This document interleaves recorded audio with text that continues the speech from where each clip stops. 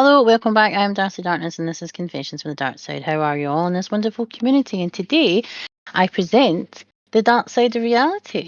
I'm going to get the disclaimer out of the way first, and I'll discuss what this is, the Darkness of Reality. We are full of so much adult content that some of you may think this isn't necessary, and some of you may think that this isn't needed. If you are one of those people, then thanks for checking us out, but I will say this only once. If you can't stand the heat, then get the fuck out of my kitchen. Now, for everyone else who likes what we have here, then regular scheduled programming will continue.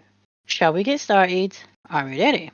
It's another new concept. Who knows how many of these there will be, depending on what actually happens, because it is based on reality and things that are happening in the world right now through media and controversy. What are we covering today? So, like I said, what is the darkness of reality? Well, this is a subject. It's a subject for things that are happening right now in reality, current events, and how they are affecting the world. Horror movies are sometimes based on true events, true stories, or true experiences, and the best stories usually have some personal experience or even trauma that people have brought to the small and big screen, showing their experiences in a more dramatization form. So, what am I going on about? Yes, the elephant in the room. Sorry, no, the reindeer in the room. Baby Reindeer. Are you aware of that? Have you seen this show? I really just don't want to give Netflix one, money, and I don't want to give the Richard Gadd, or Dick as I'm calling him, because Dick is short for Richard. I don't want to give him enough airtime because he's already shot himself in the foot anyway, and then we're going to discuss this anyway in this podcast. Yes, this is a show on Netflix that is causing the most controversy over a story based on true life events by a struggling comedian trying to make ends meet, exploring his sexuality and dabbling in many different substances at the same time, and is trying to make his mark on the circuit, and how he became the victim of harassment from a customer who drank lemonade in his place of work. It sounds legit, right? This story has been made clear from the start that this is based around true events, as in real life story, not based upon. They said that this is a true life story, and not so. It's based around his view and no one else's. Instead of protecting everyone involved, including the stalker, he didn't. Let's go on, because I go on a tyrant about it. There has been parts of his evidence in his storytelling that people have come out recently. It was a Daily Mail article that I read at the weekend. It said it didn't happen this way, and there's been a woman that's came out and told the media outlet, which was the Daily Mail, that he was no innocent party in this, which again I can get from how it was perceived on the Piers Morgan interview, that he wasn't as honest as he should have been to this woman, and also to Netflix and to the audience watching the show. Yeah. Apparently him offering her a cup of tea and giving her it for free at work, apparently she said didn't sell tea. And I know it's just like a minor wee thing, of course. Maybe the tea came from someone else. You don't get anything for free. And that's what Martha, the real life Martha, actually says on Piers Morgan, that you don't get anything for free in the Hall to Arms, referring to that doesn't matter if you're a regular, you don't get it. From what she has described as the working environment of the Hall to Arms, that there was majority of males working there, and they took it upon themselves to do something similar like Richard Gadd, Dick, was doing to Martha, whose actual real life name is Fiona Harvey Muir, or Fiona Muir Harvey, but she goes as Fiona Harvey. They did this to women who came in and sat on their own, and obviously this woman was coming in like maybe 2 to 3 times a week, and you can tell that apparently the woman who actually spoke to the Daily Mail, who worked there in her early 20s, she didn't like working there. It wasn't a nice environment. She said that they took it upon themselves to kind of put themselves into these women's lives when they came in, making a big fuss over them and things like that, knowing that they were all alone and obviously in there to even get some sort of human socialization, basically. Just maybe this was them getting out, and they were just want to be part of society. And between Dick and the rest of the male staff behind the bar and in that establishment, they did this to many women, and Fiona Harvey was nothing special, apparently. It doesn't show you that. He does say now that he did start it, but he didn't end it when he knew it was wrong. He kept it going. And again, no one should be stalked, no one should be harassed, but he started it and then he made a story about it, and he didn't protect her image, her name, or her identity, or anything like that. He didn't give a fuck. And that's why lots of people have been starting to come out saying, no, he's, for how he was at that time, he was completely different, and he's seeing it from his point of view of where he was and not everybody else who was involved. So there's that. As they always say, there's your truth, my truth, and the actual truth, and I doubt that Dick is actually, he's not being very forthcoming about it. The weird thing for me was finding out that not only did he was the lead of the show, and he wrote it, he lived through it, and he's subjecting himself to apparently the abuse, the PTSD, and the trauma of not only being stalked but sexually assaulted by Martha, who's also known as Fiona Harvey. Allegedly, this is all allegedly. He says it's a true story, but it's allegedly, because that's what most people are actually coming to realise, that a lot of these things are alleged and not actual fact. Fiona's identity was easily found by Sofa Sleuths, which is really cool for a band name or a podcast name. Yeah, she was found from the tweets that she had sent around the time this happened in 2015, with the infamous how she needs her curtains hanged, which is a euphemism for sex apparently, which I had never even heard of before, so that was like an education there.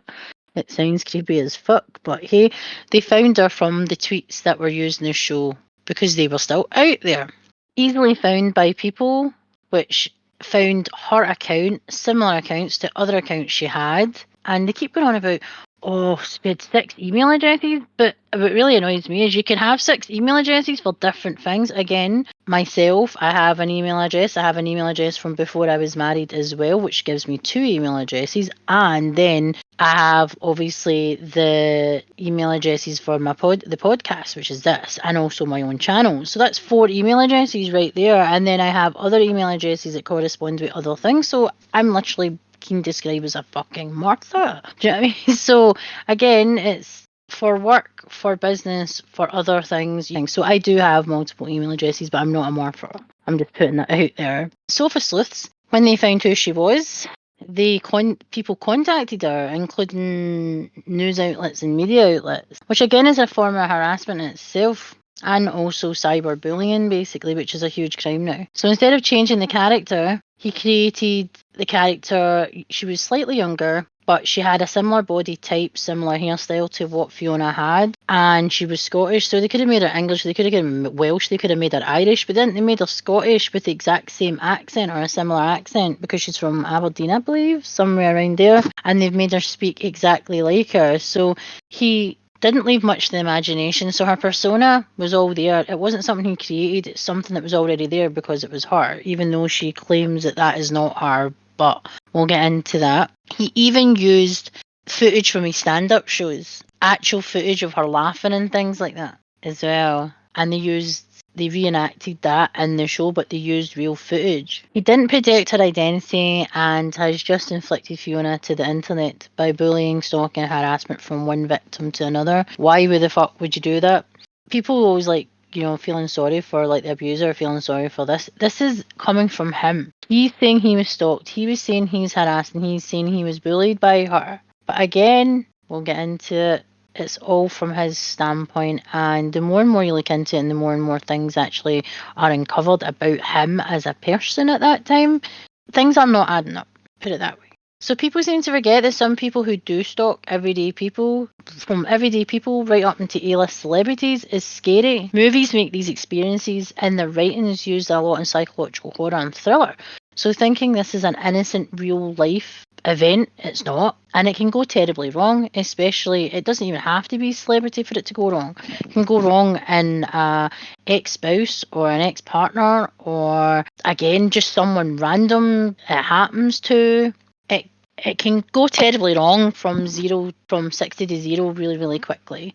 So Gadu plays his own role in his true story. He's left, let's say, bent the truth in the events, including telling everyone that Martha, also known as Fiona, that she pled guilty to attacking him, his girlfriend, who he'd made trans, by the way. I'm not sure if she was trans, but at the moment, doing that, victimizing someone who's gay or trans or indifferent to everybody else, that can stir up more hate due to everything what's happening in the world today. Also attacking his parents, harassing his parents, sitting at a bus stop outside his house and watching him which again is very time consuming to be there every single fucking day. But hey, how did she know where he lived? Because I think he said that he took her there. Okay. If you were worried about being stalked and also having a stranger in your house, why the fuck did you take her there? Again. He also said she went to jail for 10 months and she pled guilty to everything. Again, this has not been found anywhere. You can do a quick search and also you can do like enhanced disclosures and stuff and disclosures in Scotland and in the United Kingdom for work. So it could be easily found if she had a criminal record and also had went to jail. So again, that's not been proven, and Netflix didn't even look up these allegations. They just took his word for it. And again, for this show, you're going to get all sorts of controversy. So please do your research and actually don't go down this road again, because you're not just destroying. Gad took himself out, in my own opinion, by the way he's done this, and he's basically taken down everybody else surrounding him during this time who has been involved in this, all for selfish reasons, all for money, all for success, all for fame, all for fucking clout. The ultimate clout chase, to portray yourself as the fucking victim. So what really is annoying people, including Piers Morgan himself, is the fact that they use this is a true story, not based, not events from this show are based on real life events. No, this is a true story and it's told by the victim. So many YouTubers, influencers, and the media have been running with this story, and the show was getting rave reviews for it feeling. It got so many rave reviews, right? But it was like, this is fucking mental. This has to be fake. There's no way this is a real life occurrence. He was everywhere discussing his story, his traumatic story, even in TV and in interviews, and making him and Netflix a whole lot of money and getting so much hysteria talk since The Blair Witch or even The Exorcist. Everyone has their say and their voice on this subject matter, and this is why I'm weighing in on this now. Why? Because people can be confused by what is actually considered stalking now compared to what it was in 2015. So the real life Baby Reindeer, she's from Scotland, as is he. And our rules are different to the rest of the UK. Our rules for domestic violence, sexual assault, and stalking are set to a higher standard than they are for the rest of the United Kingdom.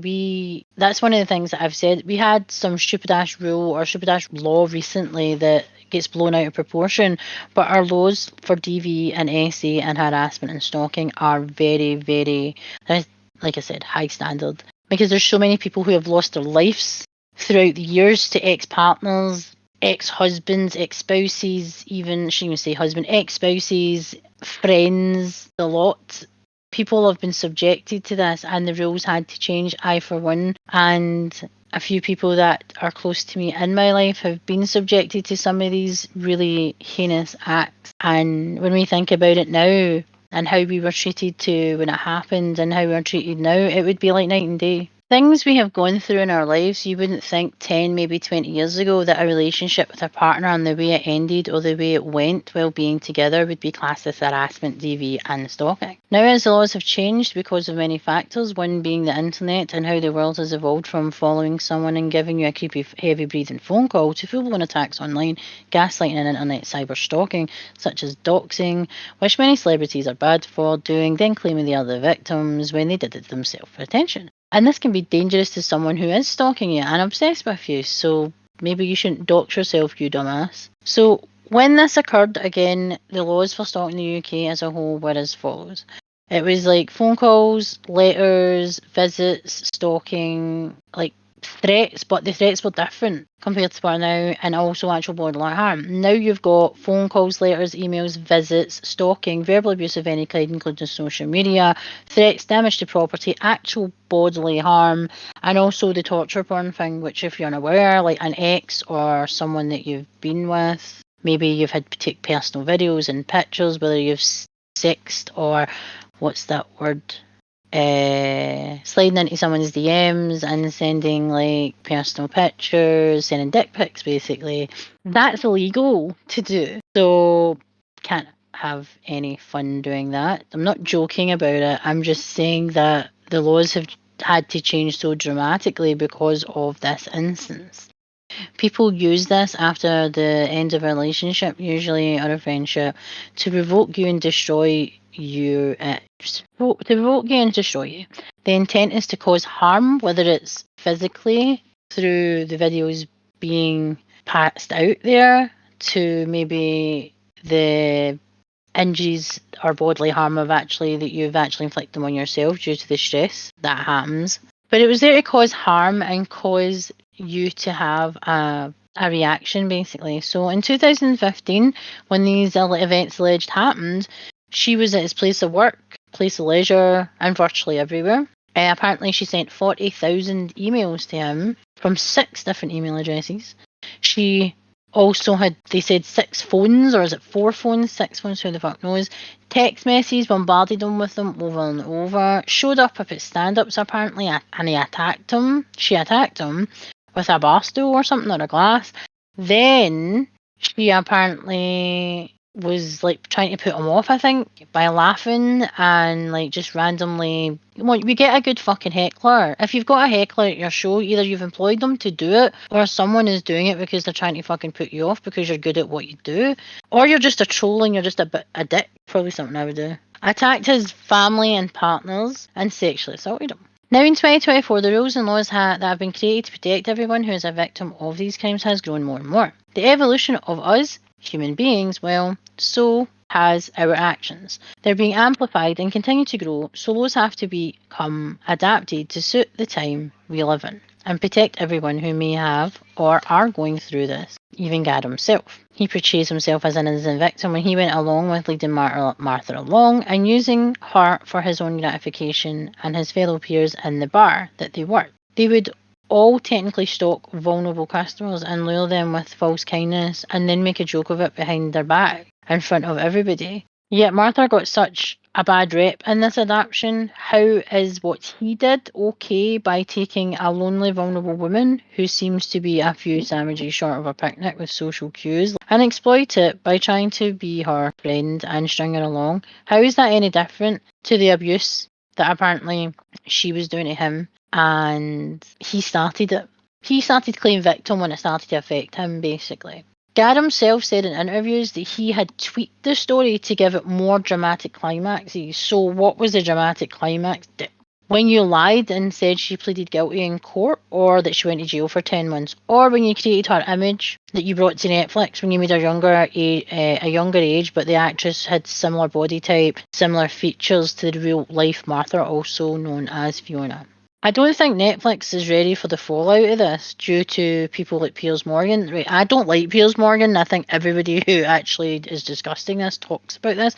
He's a bit of a noxious twat, to be honest, but he gets under folks' skin for a reason, and that's what a good interviewer will do, especially if he's trying to get the truth or try to trip you up, which he tries to do. He lays down her story, he talks about Baby Reindeer, and then he starts to ask her questions that she might not like the answer to. But he does it anyway, and he does it in a way that it actually gets her basically back against the wall, and there's no one fucking there, basically. And that's one of the reasons why I don't really like. I like him as an interviewer, but I don't like him when he's on some debates and he talks over people. Watching his show recently, there's a lot more people worse than him, which again is quite scary. He has placed Piers Morgan to do these things on his own channel, and he decided to have Fiona on the show, and it was a huge live viewing and still is getting hundreds of clicks and views every single day. The more people wake up to either watching Baby Reindeer or finding out about Baby Reindeer, because it's literally everywhere. He showed the world that she's a victim by Richard Gere, and he didn't leave much to the imagination in hiding her identity. He did agree with that, and he keeps pushing. Does she have a case? Is Netflix going to be liable? Is Netflix going to have to pay out this because, or maybe pull the show, or are they going to leave the bucket at Gad's feet because it was technically him, even though they didn't research it, but they trusted him? And in that sort of business, it doesn't matter about trust. It's about fact. You can't slander, you can't defame someone, you can't do that. And he has. He threw her under the bus when she was clearly mentally unwell. How the fuck do you know, Dick? He said that he didn't want to throw her under the bus, yet he did. He didn't use any sort of imagination in hiding her identity, even though he said he didn't want to do that, yet he did. He's clearly made a small fortune from this, which is basically what Piers Morgan and Fiona had said on the show. And now Netflix are doing their best to tell him to shut the fuck up, as there's a shit storm coming, and they brought it here. But also, it was Richard Gadd himself who's to blame, because he, as he said, now he dramatised, a bunch of things, which means he's lied. That's just a fancy word for saying he lied, basically. You brought it here, and Netflix neglected to check. They took on your word, that's it. And now you'll have to pay the price. More and more people are coming out in Fiona's favour because he neglected to keep her identity out of the media, and yet because he's classed as the victim of his own story, he claims is true, yet it seems not to be, with more people taking it upon themselves to dig a little deeper into him and see what type of person he was during this time. He has put his hands up and said at this time it was kind of like a bleak, bad time for him. He was down in his luck and struggling with substances and also with his SA, but how much of that is skewed from the events that actually took place and the way he remembers it, especially if he was under substance abuse like drugs and alcohol. Again, it's only his view and his experience, no one else's, and that's why Piers Morgan brought her onto the show, because she wasn't being fucking heard. And even the Daily Mail article that was released still really kind of sided with him, because they wanted to be like the first people to like say they found her or whatever, but it wasn't anything to do with the Daily Mail finding her. It was actual people who used their initiative and their brains and found her on fucking Twitter. It's all one-sided and showing him as the only victim and not Martha, who fell under his spell. So to familiarise yourself with some movies about stalking and how it can be described and how it is evolved, I've listed some movies that you may have seen, and you can think, holy shit, when you think about it when you watch Baby Reindeer. So you've got Fear, which is 1996, which was with Mark Wahlberg, and that movie is fucking creepy as fuck. It's still one of those ones that scares the Jesus out of me because it felt so fucking real. Gone, Sorority Row, Swim Fan, My Soul to Take, My Super Psycho Sweet 16, really? Crush, Cyberbully, Stalked by My Neighbour. When a Stranger Calls is going to be like your creepy phone calls and your heavy breathing phone calls. Before you had mobile phones, people used to randomly call random phone numbers, and literally you'd end up with some creepy guy, usually down the phone to you. My mother got a few of them. I Know What You Did Last Summer, again, that was stalking people who had committed a crime of a hit and run and ran. Scream, again, infamous Scream movies. That franchise all started with a creepy fucking phone call and being stalked in your hometown basically by a maniac with a knife and a ghost face. Again, we all know that's a very infamous one. Prom Night, P2, The Boy Next Door. Valentine, again, David Boreanaz, stalking. Sorry, spoiler, stalking people and killing people that were mean to him growing up. And there we go, there's bullying right there. People always remember victims who are prone, who have been bullied, always remember what the fuck happened to them and how that feeling made them. But not everybody goes back and fucking takes the law into their own fucking hands. Maybe some people should, but I'm not saying go out and do that. I'm saying that these movies are based on what if someone did that. Disturbia, 1 Hour Photo. 1 Hour Photo is again an absolute peach of a movie that stars Robin Williams, and this showed him in a more serious, creepy aspect. He developed film, and he basically grew through the years, through people's photos. He got to know them. He developed like a relationship in his head with each and every customer that brought him photos, because he saw them grow up through his photos with his developing the pictures, and he got crazy possessive over these, like he was part of their lives. So this is the scary part of the stalker, where they implement themselves into your life, and that's how Richard Gadd has portrayed Martha, that she's put herself into his life in such a way that she feels like she's always been there, and that if he didn't want her there, then why did he befriend her type thing. And that's kind of like 1 Hour Photos. Like, if you haven't seen it, it's a fucking amazing film, and Robin Williams was, and again, even though he's no longer here, is still an amazing actor in this movie. And Insomnia is the two films you should watch that show him in a whole different light than not the fucking funny guy, but a seriously talented man. You've got Cherry Falls, again, that's about someone avenging their abuse and also their abuser's abuse. Urban Legend, again, that's still stalking people being killed in urban legend type feels. Death Split, again, Split is the amazing James McAvoy and the M. Night movie, and that shows a guy with multiple personalities, like DID, which is dissociative identity disorder, where he has like 24 different personalities, and he is a child of abuse, and he's abused by his mother, and he has all these different personalities that go about abducting, stalking, and abusing people. And killing people. It gets that bad. Truth or Dare, again, another stalking, using people's past against them, and also The Hitcher, again, stalking people on the highway, stalking people and their victims, and then subjecting them to all kind of heinous shit. And that's just to name a few horror films to give you the feel that Baby Reindeer has for many people.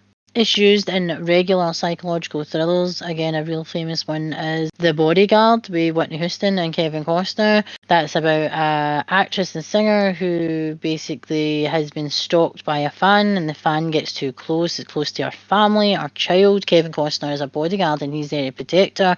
And then he realised that the person who actually was the original stalker and the original person who was involved in the harassment was actually Whitney Houston's sister, who then ends up getting killed. Spoiler if you've not seen it, the movie's like ancient, so you should have seen it. It shows you how celebrities are prone to a bit of stalking. And again, this TV show has amplified, I would say, the way stalking is, especially online. People who have successfully found Martha, also known as Fiona Harvey, they've stalked online to find her when, again, she wasn't contacted or given her permission or anything for this to go ahead, which is another thing Netflix is going to be subjected to. Many people have had lives where they never thought the behaviours of others would be misinterpreted as stalking or harassment. I too have had this. Once at 16, when I was at college, an older guy in my class would follow me around town, and he knew where I would be. He would just show up. Once I was waiting for a train home from college and the rain was absolutely incredibly hard,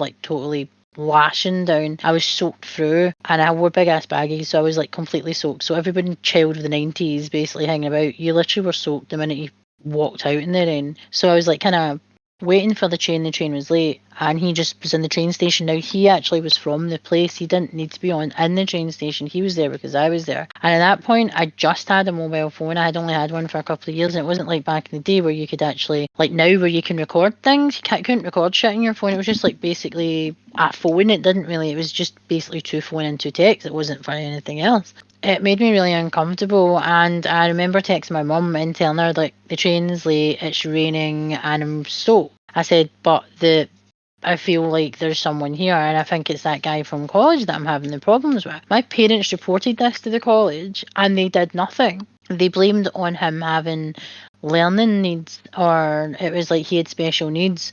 So they didn't do anything about what he was subjecting me to. And this guy was almost 40. And yes, he might have thought he was a teenager, but at this point, I was undiagnosed with Asperger's like I am now. So would they have treated that differently because I was a young teenager with Asperger's being stalked and followed and harassed by someone in their class who literally we had desks where we were supposed to sit at where our computers would be to log on for the course, and he would sit at a computer that wasn't supposed to be for him on purpose, and he would get too close to me. And at this point, I had just had my first boyfriend as well, and my boyfriend found it was incredibly weird that the college weren't doing anything about it. And he came to the college as well thinking he could kind of intimidate him, but he couldn't.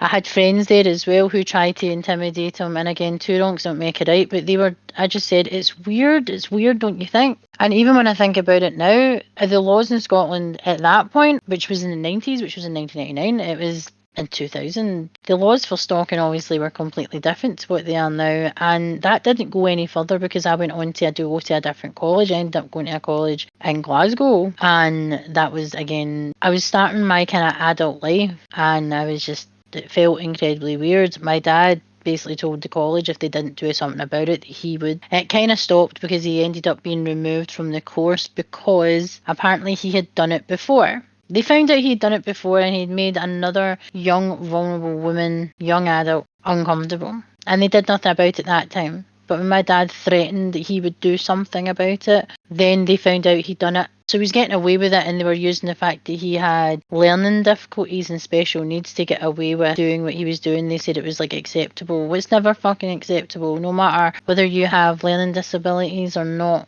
or additional needs. That kind of behaviour has to stop, because again, different mental health needs and different needs can be amplified again, because we see things differently, and what we might not see as being harassing and stalking actually is. That's the kind of the line that needs to be crossed, and it needs to be approached to let people know that no, you can't act that way. That happened when I was 16, so again, that was stalking and getting into my personal space, harassing me by being in class, and didn't have my phone number, but he was there when I went into shops. He was there at lunchtime, and I used to stand about at lunchtime myself. So I was literally got headphones on, walking about. So he could have done anything. Not that he would have, but he could have, and that was scary enough at 16. The next incident, again, when we've said about the way previous relationships or current relationships, a lot of things that you would never actually class as stalking or harassment.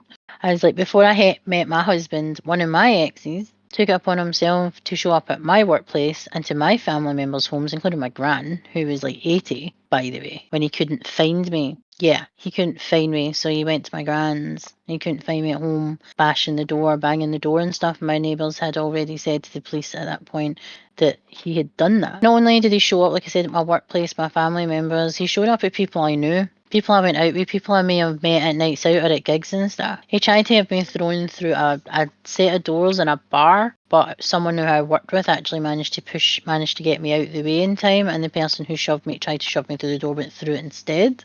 So again, I was a tiny wee person. I was a very petite girl, and someone who was more than double my size, say maybe triple my size and height, tried to throw me through a door. So again, she probably just squashed me to death as well. So there was that. He tried to run me off the road when I was walking. He also tried to push me out of a moving car. Sent me creepy voicemails that the police said weren't harassing, even though he did it multiple occasions. I changed my phone number, I changed my place of work, and I changed anyone I spoke to because someone was obviously telling him something, and the police did nothing. It took the police a week because they didn't see it as a threat of me getting messages like that, because he used these words like in a way that would came across as threatening, but technically weren't breaking the law. So I had that. So I thought I was a mentalist, thinking that, oh my God, is this true or is this me? And it was, again, ongoing. In the days of MySpace, he emailed everyone in my top 8 spaces to tell them the real me, one of which is now my husband, and say that I was a whore, basically, a backstabbing bitch. I believe something along those lines, and not to waste my breath because I was a skank, basically, which is very nice. But he still wanted me, therefore, but no one else was to have me, kind of thing, which he actually did say. He wanted me back. His line, "If I can't have you, then no one can," was the last straw that broke the camel's back for me. I had to leave my place of work that I had been there for over a year and developed relationships. I ended up becoming unemployed because of it, because I couldn't work, because when I moved to my new workplace, he was noticed by someone who actually worked in the place, who I actually worked with in another project. They described his car and they told the security guard in the building that that person is harassing me. It wasn't me who reported it, it was someone else. And when they told me, I couldn't believe it. I had to leave work that day, make sure that I wasn't being followed, and actually managed to get home without being followed by anyone. And again, the police didn't think that this was a big deal. And this is what's annoying. I was made to be the mentalist, and I was also made to be that my ex was the victim in this, not me, because he, the older man that I was going out with, because there was a significant age difference, that I was obviously the problem. And that's the way the police made me feel. So again, this is the way they do in Baby Reindeer when the police are involved and when he's obviously reporting his stalking. Again, 2015 to now, different styles and different ways of stalking that are against the law compared to what it was back then, which was in the early 2000s. Should be like 2005, 2006. If that wasn't bad, I had moved house. I moved in with my partner, who's now my husband. Even got a job here. I was at uni here, and the police still took his word over mine. They didn't do any research, kind of like Netflix, to find out that I had been living here for a year and that it was him that got a job here and him that found where I was at college through friends people who I grew up with who had been telling him these things because he was manipulating them by making him act like he was the victim and all he wanted to do was get me back. Yeah. So not only did I have to cut off people I knew from my teens, I had to cut off a lot of people. I had to walk away because I didn't feel safe because he knew where I lived, he knew where I worked, he knew where my friends were, he knew everything. He knew what bands I listened to, so he knew what clubs I'd be going to, he knew what gigs I would be going to. I couldn't have a fucking life, and that's how difficult it was for me. And this is how he portrays Martha. That Martha was there when he thought she wouldn't be, and she managed to find him, and it's fucking scary. And again, it happens to this day. Again, I had just lost my dad, and it felt like he was getting off on the fact that I had no one, or so he thought I had no one. I had my boyfriend, and who again is my husband. And when he found out I was getting married, he then befriended, again, like I said, the same person to find out when I was getting married, who I was marrying, where it was, who was going to be there. I ended up having like no wedding party. We kept it to just family. I couldn't, for people that I grew up with or people that I considered friends, I couldn't even have. I did have them and the wedding party originally, but they were removed because he was finding out everything, absolutely everything. And at this point, the venue had already been booked, the date had been picked, everything had been picked, and deposits were paid and everything. It was a lot of money, and I was a student. Both my husband and I were students, and we were using our student loans to actually pay for our wedding. It was a hard and difficult time. This is what I mean, is like stalking, and I would never have said that was stalking, but it's classified as stalking and harassment. And again, the police did nothing. We ended up not going to the police anymore because they weren't listening. And again, like I said, the authorities did nothing and treated him like he was the victim. Now, this happens to so many people, but it can, instead of the positive outcome that happened for me, where now I'm a wee bit more wary, people have lost their lives. And this is what the whole Baby Reindeer thing annoys me, is the fact that, yes, he may have thought he was harassed. Was he harassed? Who knows? But the stuff that he's used as the dramatization seems to be the really heavy end stalking. Like, did the SE happen with her? Did she grope him? Because that's what apparently it was. She groped him, which is apparently sexual assault. Well, it is sexual assault if someone gropes you of any sort, I suppose, depending on where it is, I suppose. But everything's sexual assault now. If someone puts their hands on you that you don't want them to, is sexual assault. Whether it's in a sexual way or not, it's sexual assault, which literally means that everybody gets sexual assaulted at least a few times every single day if you stand too close to someone or whatever. Again, it's a bit crazy, the world we live in. The laws that have been put in place now are there to prevent more lives being lost, especially here in Scotland. But these things are implemented, and I don't know if they're implemented correctly. They do have different members of police now. They've got teams now that deal with SA and harassment and stalking. They are trained to be proactive in the information that they get and how they actually execute it, which again needs to be. And there's been a surge in things since this Baby Reindeer. So there has with stalking, cyberbullying and harassment. And they've noticed that now that this is more people coming out to say that, oh, I'm being stalked, or I'm being harassed, or am I being stalked? Am I being harassed? Because of this show. Because again, different laws and different acts basically that may have not been stalking harassment back then are now. So again, how far back can you go? How far back can you go? And that's the other thing, because again, the further you go back, the more the story changes. And that's how I'm having issues with Richard Gadd's story that's true. But he's admitted now to dramatising things to get the climax and to get your reaction and get people going, oh, clutch my pearls. At the end of this kind of situation, when I'm explaining the things that have happened to me, some of the people that were manipulated by my ex ended up seeing him for who he really is, but it took years because he masked his manipulation and masked his personality and his persona to everybody until he couldn't, because people had realised he actually was the person who did everything. I did nothing. He blamed me for him losing his job because he actually used his job to get close to me and he lost it because a complaint was made because he was, again, loitering, harassing and stalking through his job. And that was, he was going to lose his job because he wasn't doing his job. He was basically using his job to spy on me, which is creepy.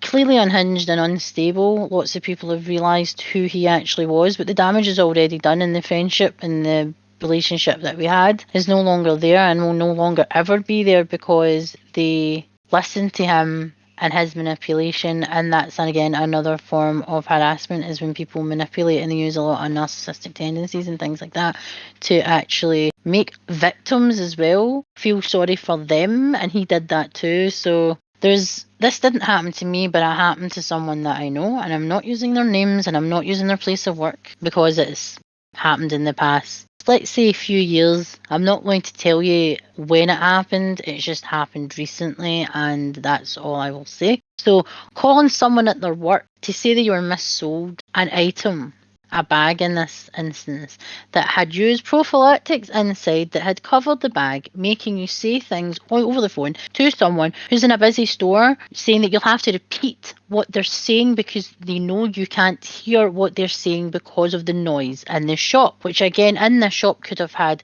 vulnerable adults, vulnerable children, and just underage people in the shop while you're trying to get the information, while they're sniggering down the phone, not one but two people on the phone. Removing your number for an anonymous phone call is not anonymous to not only the police but also to your service provider. So as long as there is a call record at that shop on that day, because it had to be raised with HR and the person had to go through sexual harassment training or a course to prevent it from happening to you again in the workplace, taking you away from your job to go do other things, doing it multiple occasions so it looks like you've caused it, so you will end up losing your job.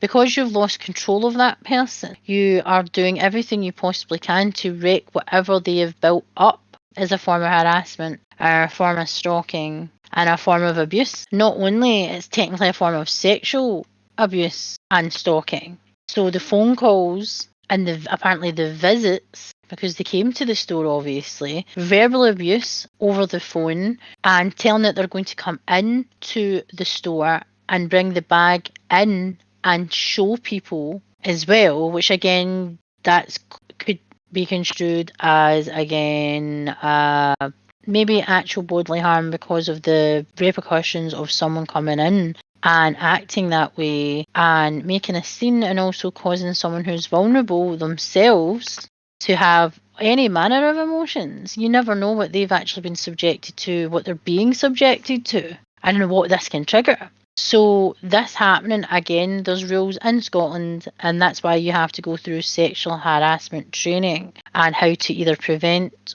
or how to better handle it, even though the person handled it incredibly well. I would have laughed if someone phoned me and said that, because right now it's like laugh or cry. So they'd either get emotional or they would get someone laughing at them, but in no sort of place is that acceptable behaviour. And again, we don't know how much of the phone call thing is real with Gad, and we don't know what she said, because apparently she phoned him all the time from 6 different numbers, and he knew all these numbers. And again, there's none of this paperwork of him pressing charges or him doing these things. It's like, so how much of it did fucking happen then? Because you have to phone the police, you have to create records even then to actually go forward with a court case. So that's where things don't add up. It sounds like a story for Netflix, though, doesn't it? The instances and the events that I've actually said there. I don't want to live rent-free in anyone's head, but this is how Baby Reindeer felt for me. He, the victim, going out of his way to make money out of his alleged abuse by making Martha the monster to a story he was up for when he was taking advantage of her vulnerable state and using this for his own personal gain. But when she started to have feelings for him, or maybe show interest, instead of him stopping to he let it go on, to the point where the poor woman didn't know what the hell was going on. And he sold this concept to Netflix, outing her and her life to the world, and now he's hiding and saying nothing. That, again, he should be held accountable for what he said, and I want to see the fucking proof. Piers Morgan wants to see the fucking proof. Lots of people want to see the fucking proof of her being allegedly charged and also allegedly saying she was guilty and going to jail for 10 months. Yet no one has fucking found that though, have they? And Netflix are literally, yes, it's one of the biggest shows on their network right now and their platform, but it's also getting a whole load of hate because it's shining a light on not just how victims become victims maybe, or how easy in this day and age especially stalking is, or harassment or abuse for that matter. I don't believe everything that he's put in is fact, and I don't believe that Fiona should have gone onto Piers Morgan either. To clear the air, as it put her under even a bigger spotlight by her own free will, which again, Dick, Richard Gadd, took this and ran with it and didn't care about what this would do to all those involved. He was blinded by his own greed.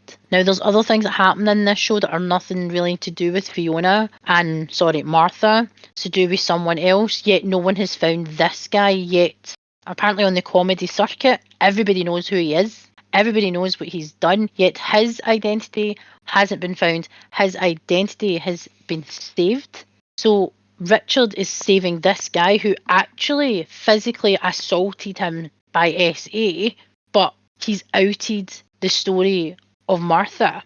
So again, that's kind of skewed a lot of people's view and what actually happened, because again, he was under the influence of drink and drugs, substance abuse. Most people don't want to relive their traumatic experiences and also act them out on a Netflix show like he did. It takes a special kind of person to do that, and most likely there's some unhinged issues with that man. But he wanted to show his story and what he remembered it as, and not actual fact. So that's what I have a problem with. And so does many. People came out and basically were attacking Fiona or Martha, whoever you want to call her. Do you want to call her by a real name or by the name that they created for her? She was getting basically how he was treated or how he perceived her being in that time towards him. She was getting that on roids because she had the fucking internet, the world coming for her because he failed to protect her identity. And no amount of sorries and apologies is going to fucking make up for the fact that that woman was outed and she didn't fucking want to be outed. It seems, but she put herself in Piers Morgan's show and put herself under the spotlight. Actions have consequences, as we know. People and the truth will come out eventually, even more so now. The British government has got involved in this and brought Netflix into basically it and had to discuss this. Also, the SNP, which is Scottish National Party, they want Netflix to be held accountable for everything that Baby Reindeer has done. Right now, the cases for stalking and harassment in the UK have risen by 47% because what is construed as SA, harassment, stalking, and abuse are all different from they were 2015 until now in 2024. Laws have changed, not just here in Scotland, but in many other places around the world, as stalking and harassment, as I said before, changes because we, as humans, change.